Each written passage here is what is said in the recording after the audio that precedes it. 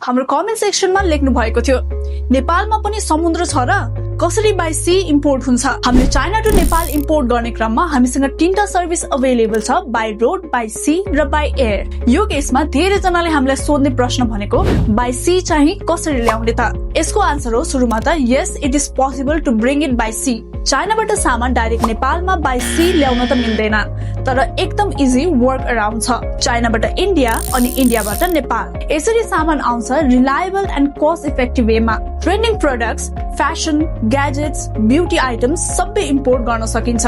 थोरैमा तपाईले 2 केजी देखि स्टार्ट गरेर बल्क अर्डर समेत तपाईले चाइनाबाट नेपालसम्म ल्याउन सक्नुहुन्छ।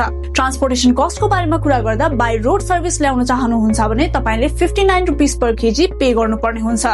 तर तपाईले बुझ्नुपर्ने कुरा चाहिँ कस्टम ड्युटी चार्ज चाहिँ छुट्टै लाग्छ है। इजी, अफोर्डेबल अनि फास्ट। यदि तपाईले चाइनाबाट अब सामान ल्याउनुहुन्छ भने तपाईले सम्झिने भनेकै अल सेलर इम्पोर्ट एक्सपोर्ट। थप जानकारीको लागि स्क्रिनमा दिएको नम्बर अथवा फास्ट कम्युनिकेसनको लागि हजुरले हाम्रो इन्स्टाग्राममा पनि मेसेज गर्न सक्नुहुन्छ।